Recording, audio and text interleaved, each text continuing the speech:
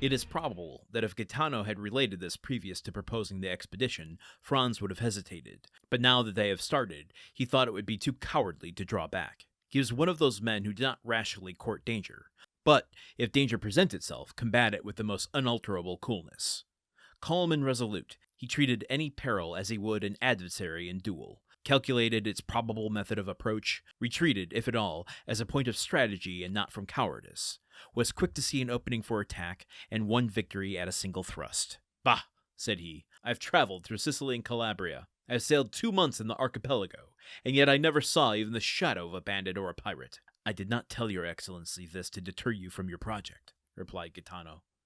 "But you questioned me, and I've answered, that's all."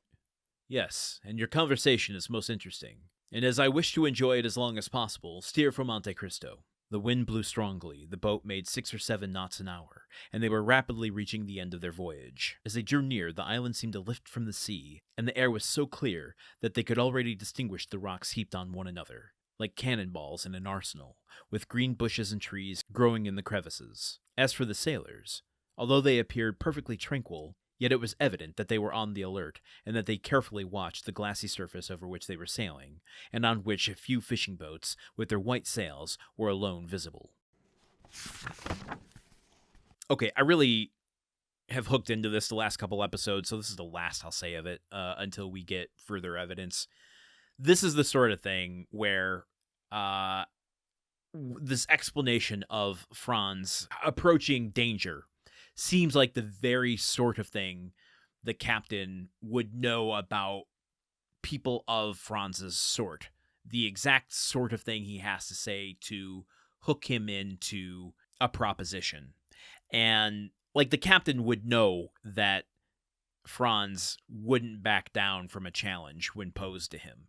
When, in the midst of other men, a danger presents itself, the captain would know that Franz is the type of man who would have to see it through regardless. There is no evidence that the captain is luring Franz to this island for a reason, but it feels that way. Maybe I've talked myself into it. I'm not sure. At any rate, we're going back to the island of Monte Cristo. Did we have any doubt that we would, because that's the name of the book? And I think what is leading me to believe that the captain has something more up his sleeve is that, I mean, Dante has taken on the mantle of being a trickster and, not a trickster, so to speak, but, a master of disguises and manipulation, what have you, that I can't take anything straightforward anymore. So it feels like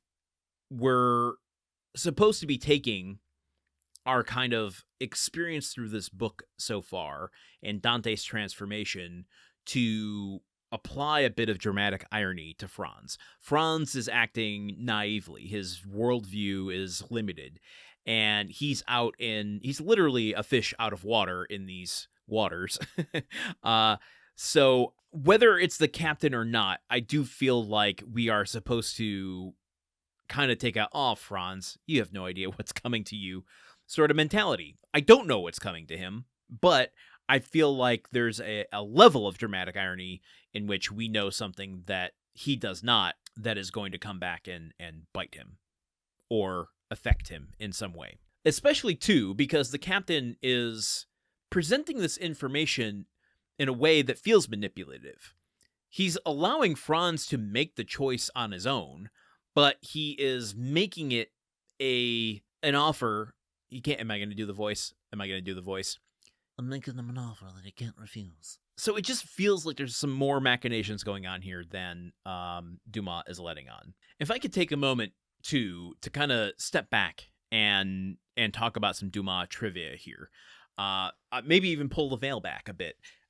Longtime listeners will remember that I have multiple Dumas biographies that I have and have skimmed and looked through and read to certain degrees.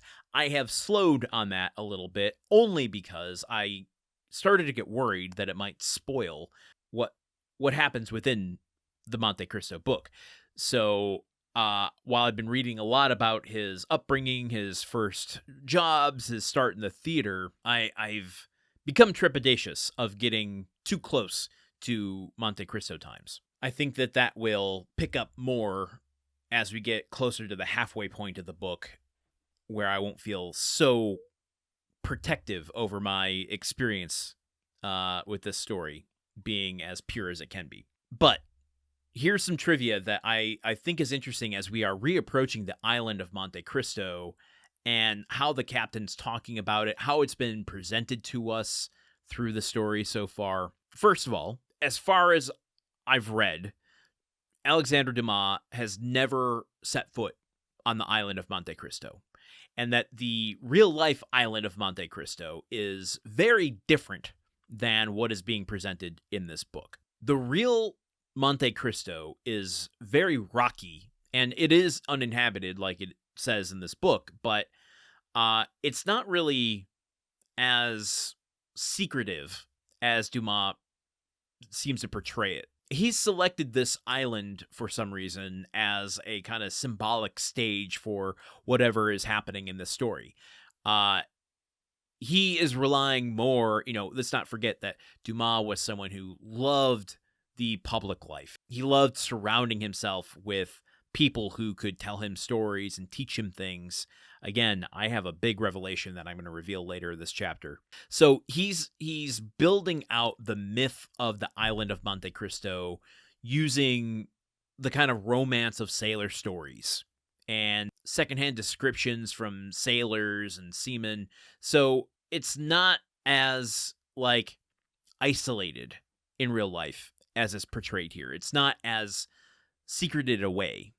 It's not as menacing so much. It's one of those things it's like, okay, I lived for 15 years in Los Angeles, and inevitably when someone was visiting for the first time, they wanted to go see the Hollywood Walk of Fame, and they wanted to see the Hollywood sign. And you go there, you go down to Hollywood Boulevard, and you look at the Walk of Stars, and you look up and you see the sign, and it's like, oh, well, the sign is a lot smaller and harder to see than I thought. And Hollywood Boulevard is just like a bunch of tourist shops and people dressed up as characters wanting $20 to get a picture with you.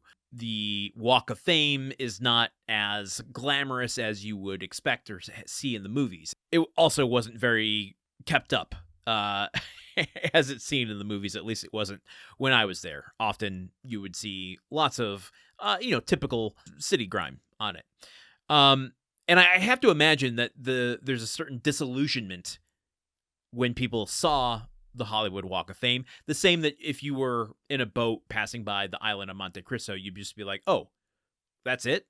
It's just a rock floating out in the ocean. It's not, I can still see the other islands. And I could see it here. Oh, I didn't realize that was what it was going to be. It's not like, Dumas is almost painting it out to be like Skull Island from King Kong. You have to part through the mists and then land on a shore of jungle and work your way to the inner parts of it. And, through all of that mythological membrane, you're opening up your imagination to what this island actually is. In reality, it's not any of those things. It's literally just a rock in the middle of the Mediterranean Sea. So I'm not trying to break the spell or anything of this. I love what Dumas is doing, and why not?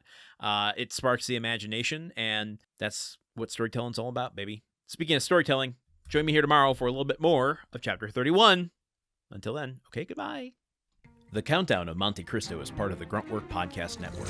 This show is produced, edited, and hosted by Landon Solano. The original text of The Count of Monte Cristo by Alexandre Dumas. Theme song by Magic Solo. If you want to support the show and others like it, visit patreon.com/gruntworkpod. Thank you for listening. See you tomorrow.